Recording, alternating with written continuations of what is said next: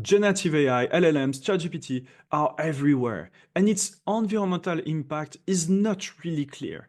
It's not always easy to measure, and even if we accept that for sure it's very polluting, that's not the most important question or way to assess the environmental impacts. It's to compare this environmental impact to what it's replacing, because arguably sometimes it replaces human labor, and humans pollute as well. So it's very important to do the right comparison where we want to assess the environmental impact of something. For example, if you build solar panels, it's environmentally costly. It requires to extract raw materials, to waste disposal, it will pollute.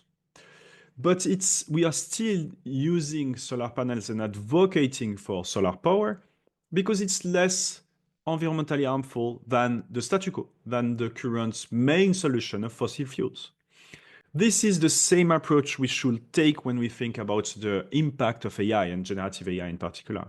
What these tools are potentially replacing, and to compare to the statu quo, to how we are doing things so far without these tools. And how would we work without this tool? That's a counterfactual exercise. So that's basically what this paper is trying to do. It's trying to reconcile this narrative that yes, AI is very environmentally harmful, but also maybe as humans are also environmentally harmful, it might be beneficial because the difference is basically in favor of LLMs. That's the whole narrative and approach of this paper. And to do so, of course, they use a life cycle assessment, represent what's the environmental cost when you take everything into account of one specific task, writing one page of text. And then they do the same with LLMs, life cycle analysis. So they take into account everything that is related to the environmental cost from using and creating these LLMs. And then basically they build this to one specific task and summarize it to, so what's the impact if we take all this into account for these LLMs to write one page, 500 words of text. And they use different metrics. So they look at energy, carbon emission, water usage, and the economic costs. So here are the main research questions in this interesting paper published in Science. How do the environmental footprints of generating content, here a specific one page of text, will compare between humans and traditional models? Second, they want to see how these results are affected by the size of the model if you use a very lightweight 2 billion parameter model or a typical 70 billion parameter. They call it typical. It's still quite a small model, 70 billion parameters. And we know that the number of parameters will basically be affecting the environmental costs. And then they also study if you have for the model size, on the size of the LLM, you can change this type of model, but on human, you can also look at different geographical areas because in different places, we have different economic costs, wage, and also environmental impact. So if you compare people living in the US or people living in India, you'll have very large difference in wage, so in economic cost, but also in environmental footprint. And more importantly, you have a few hundreds million people in the US and maybe 1.4 billion people in India. So it's very important to make this comparison because you have way more people probably behaving or with the environmental footprints as we see in India. And then there is a fourth question they want to explore, but it's hard to directly measure. It's about external validity. Under what condition LLMs will be more beneficial or less beneficial, and when this relationship might be inverted, where LLMs becomes more costly, arguably based on these results, just by thinking about the size of the model. If we scale and they keep increasing the size, maybe it will be more and more in favor of human labor. So then they cite a few key metrics in the literature to show that you do have quite some work showing that it's environmentally harmful to use generative AI because asking some prompts, in particular to reasoning model, will have quite an important impact. While on the other hand, you have a more shallow literature showing that actually automation and potentially using generative AI might be beneficial and less environmentally harmful. So they really try to reconcile the two with this paper by following and answering the hypothesis I just mentioned before. Doing LCA life cycle analysis to have a complete picture and also doing this comparison directly with human labor and using different variation to see the robustness of the results with geographical areas or also with the different types of models. So they focus on one specific functional unit, one specific task, producing a single 500 words page. And for the LLM footprint, they focus on the inference energy. Inference means the energy used when you ask a question to infer, to predict basically the best answer and give you the best answer. And that's basically what they use. Plus, they will do a very simplified computation. They double this cost to account for manufacturing, operating servers, and data centers. Note that they exclude the training cost because they argue that it's basically once you have this huge training cost, but then basically it's really amortized and within the massive amount of prompts that are done, then basically the cost that is linked to training can be ignored basically because it's very marginal in their opinion.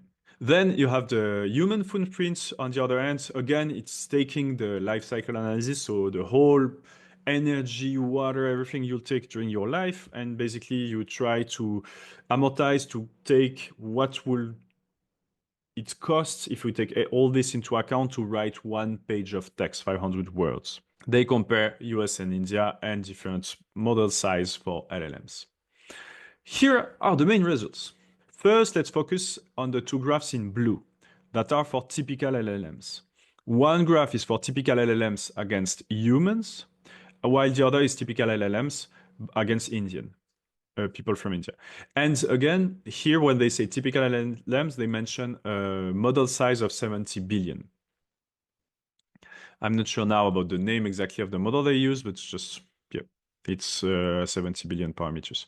So now they will show the human to LLM ratio, meaning basically for the first one, for energy, it means that humans in the US to do this task requires 44 times more energy than a typical LLM. 44 times more energy for a human compared to an LLM. And we see that basically it's approximately, for environmental footprint, it's in this ballpark of 40, 50 times more energy and water and carbon emissions for humans to write one page of text compared to an LLM. So way more environmental footprints, way larger. While the cost, it's also way more costly for humans, given the wage in the US, to write this page of text, about 150 times larger than the economic cost of LLMs. If you turn now to India and you compare it to humans in India, well, you see that obviously the ratio is reduced and quite significantly. While it was 34 times more energy for a human to do it in the US, it's only 3.4 for average human in India to do it. So 10 times less. And you see it's more or less also a reduction times 10, more or less, with the cost as well. And for carbon and water, it's divided by 4. So again, the environmental footprint is significantly lower, and these ratios are significantly lower when you change the reference point and you compare with humans in India. Now let's take with this very tiny model, the lightweight model with only, I think, 2 billion parameters, and we see that the ratio are completely exploding. You need 3,500 more energy for a human to do it compared to this very tiny model. It's 1,200 times more costly for a human to do it in the US compared to these lightweight models. And if you go and use, again, the other reference point of people in India, well, you see that you are still in the hundreds times more energy, carbon, water costs compared to a lightweight LLM. So here, the differences, if we use lightweight models, are indeed really massive. So let's get back to our hypothesis and see what we have to say about this. Well, what's the difference between environmental impact of LLMs and humans? Well, we see that yes, LLMs are environmentally costly, but they are far less costly than humans within this setup, accepting these assumptions. I'll discuss them in a minute. And we see that the model size is also something very important because it changed to by a factor of 10 or 100, even if we look at the cost, the benefit basically of using LLM. So using a tiny model is a lightweight model makes a huge difference. And we see again that the difference is massive if you compare different geographical areas. In particular here, US versus India, you change by up to 16 times smaller impact or cost when you look at India compared to the US as the reference point. And under what condition scaling LLM, so increasing the size of the models in the future might impact the result and change this? Well, here it's not really directly studied, right? But if we look at the jump between 2 billion and 70 billion parameters model, and we expect to have larger models, we can see that these, even if we accept the methodology of the paper, these differences will shrink as well, and potentially the ratio could be reversed in the sense like LLMs becoming more costly. So now let's turn to the very important part, the discussion of the limitations and the validity of the assumptions. And here I'll mostly share my opinion on this.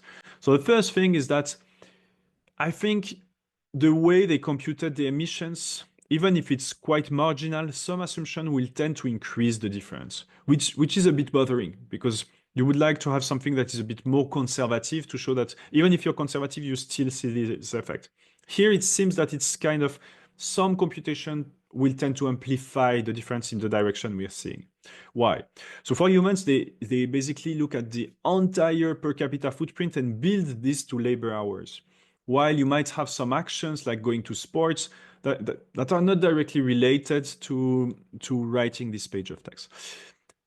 That being said, I understand the assumption, and honestly, I think that's a fair assumption on this side to do. But if anything, it's indeed kind of amplifying a bit the environmental cost of human of writing one page. But I'm not sure I have a better solution. So for this, I'm kind of okay. But the thing is, at the same time, when you turn to LLMs, they are ignoring. So basically, they are reducing potentially the environmental cost because they are ignoring some things like big training cost, right? So here it might push slightly down by ignoring the training part, the LLM's cost, while overestimating a bit the environmental cost of writing a page of humans. So if you take these two together, it will tend to increase the difference, which again, makes it a bit, in my opinion, a bit bothering because it tends to increase what we are seeing instead of doing conservative measure that I would rather prefer to see. Also, they used kind of tiny outdated models. Sure, they are used in some context, but I mean, at least if you go on ChatGPT, maybe ChatGPT 4, which arguably has what, 1.7 trillion parameters. So it's even another order of magnitude. And at least all these models now with reasoning models are way more environmentally costly. So basically these models are kind of tiny and outdated compared to most of the things, at least many things we are doing today with generative AI. Second very important point is that here they don't talk about the quality. They mention this in the paper, right? They mention that it's a limitation, but they don't talk about the quality. It means that maybe this one page of 500 words with a very tiny model of 2 billion parameters, maybe it's worthless. Maybe it's incredibly useless compared to the page written by a human. And here, again, it's quite bothering because then the comparison unit is you're comparing things that are not very comparable. Because if it's useless, you need to rework on this, and hence it adds some costs. So the comparison is a bit unfair, in my opinion, and the reference point should be how many prompts, how much energy do you need to use to have the same quality? And then finally, which is related to this, so they made this assumption that basically you do one prompt and you're done. You have one prompt, it creates this page of text and you're done, which is very erratic. Probably that you need more prompts to basically have something that is useful. Maybe you should actually take into account the fact that humans will write probably the prompt. It depends the usage, but that humans will write the prompts and to get some text. It depends the task again. And also maybe a human might need to write several prompts to adapt the final text. So actually you should also take this into account, which will amplify the environmental cost of using LLMs. So due to all these things, I think that it's very hard to answer this question and to use these results. I was enthusiastic about the idea, the concept, because I think that's really the right approach to do the good comparison. But here, I think there are way too many assumptions and things that are not really comparable. So if anything, I think that it's really not clear if LLMs could be useful, even based on these results when you discuss all these limitations and try to infer what will happen if you do different comparison with larger models, with more prompt. Probably these differences will completely vanish or be reverted. But also, if we go further than this, than the paper, it's very hard to answer these questions, but I want to go a bit further. We tend also to use GenAI for useless tasks, for things that we don't necessarily need. And hence, it's not necessarily replacing something, but creating a need to create some useless AI videos, pictures. So again, this might be also suboptimal in some case. There might be also a rebound effect, meaning that it's so efficient to do some things that we overuse it. We don't take too much time to write the prompt, and it's really bad, so we rewrite it, and we are a bit overusing the technology. And this should be also something that we study in different research and future research, is how to mitigate this effect. And also we can take the other position. What if generative AI helps to solve climate change, to find solution to have nuclear fusion working, to heal leukemia or some type of cancer? What will be the cost we will be ready to pay for this? Environmental cost and the price. And these are really, really tough questions, right? We are not sure if it could be helpful at all, but I just wanted to raise these points as a opening up the discussion at the end. And here, so it's also connected to the possibility of decoupling a concept that is often discussed in economics, which is basically the GDP growth and environmental impacts can be disconnected based on the different technology we are using. So historically, we have seen that bigger environmental impact was highly correlated and following the economic growth. But potentially we can decouple, disconnect them more and more using different technologies, and probably AI might help if the environmental impact is indeed low, but it still helps to increase productivity. But this paper at least is not able to answer this, not even be convincing, in my opinion, to show some evidence in this direction. And I'm really curious to know your opinion on this, and what do you think about these last questions I asked about what will be the costs if we can assume that these tools could help to solve the big challenges, grand challenges of our times. If you're interested to discuss more about the AI impact, notice that I have this podcast where I talk every 2 weeks to industry, academic experts about AI impact, and we are discussing every time about a specific impact, for example, critical thinking, independent thinking, mental health, collaborative work, and many different aspects, health, disease detections. So if you're curious, you can just subscribe, follow this page or the Substack, and also listen to on Spotify. Looking forward to exchanging with you. Thanks for watching.